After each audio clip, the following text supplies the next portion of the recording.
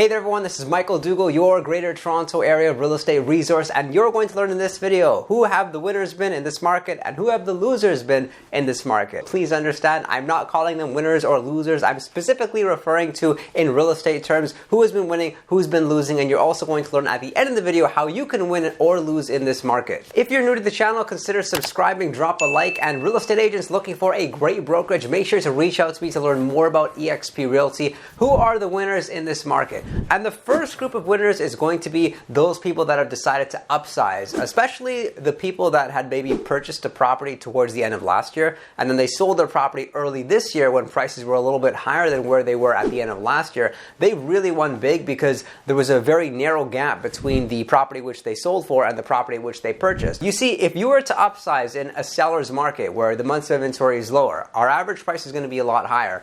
And let's take, for example, a 2,500 square foot home. It may be selling for $1.2 million in this market. And now let's look at an example. Let's say if you were moving from a condo over to a semi-detached home, you could maybe sell your condo around $700,000 and you'd be buying a semi-detached home around $900,000. So what would have happened if the average price was a lot higher and we were in a seller's market would be that maybe you would sell your condo for about $750,000, but that same semi-detached home would sell around 1.1. So you can see the gap between what you would sell for and buy for would be a lot higher. Of course, you can still do this in the market, but a lot of people are taking into consideration, yes, they can buy that bigger property, but what about the fact that they would have a larger mortgage, which means a higher monthly mortgage payment? The second group of winners were anyone that was still able to purchase a property when the interest rates were lower and they locked in a 5-year fix. We'll talk about this more when we address the losers, but they were intelligent by locking in that fixed rate, understanding that the rates being lower than 2%, you may as well lock it in. And they've especially benefited if they were able to purchase an investment property. And the reason for that is that rents have really risen over the past year, so they're having a cash flowing property in many cases, or if they were cash flowing negative on that property, the amount that they would be losing each month would be far less. Third group of winners would be any cash buyers that have taken advantage of the market or will continue to do so. For example, this property here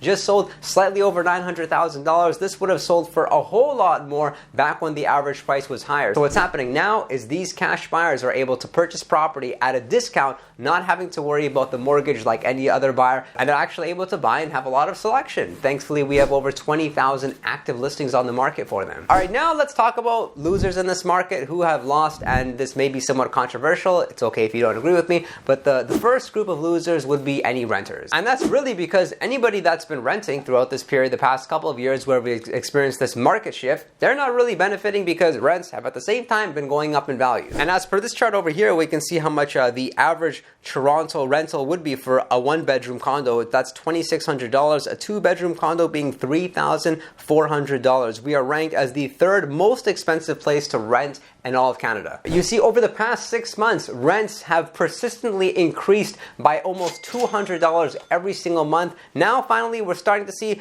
somewhat of a stabilization with the rent. Maybe we'll wait for home values to drop in value so we can go ahead and purchase. They may as well have purchased beforehand. The second group of losers, I would really hate for anyone to be in this position, is anyone that bought a property during the peak of the market and bought at a variable interest rate. You see, these purchasers are in trouble in many cases, and that's because of the fact that they purchased a property when the prices were very high. And of course, they may have thought that it would be okay getting a variable interest rate mortgage. Nobody would have expected that the rates would have increased this much, but they are really suffering. In many cases, people's monthly mortgage payment has gone up by $2,000, $3,000, $4,000. If you're one of those people, make sure to comment in the section below. And then the third group of losers would be anybody that had purchased a property that was for investment purposes and they had bought with a variable interest rate. Because of the fact that they may have bought a property expecting it to be cash flow positive. Maybe they had bought a property, they had calculated all of the monthly expenses, including things like mortgage, general maintenance, of course taxes, and they figured that if they rented out that property, it would be cash flow positive, maybe making $100 or $200 a month. However, because of the fact that unfortunately they have a variable interest rate on their mortgage, what had happened was that the interest rates had increased, but now they're of course extremely cash flow negative, and many of these homeowners should be deciding to sell their property in the next short while. Are there even enough buyers in the marketplace to purchase that property in the foreseeable future. This is a very interesting market because in certain areas, depending on your property style, you can price your property, you can say somewhat correctly,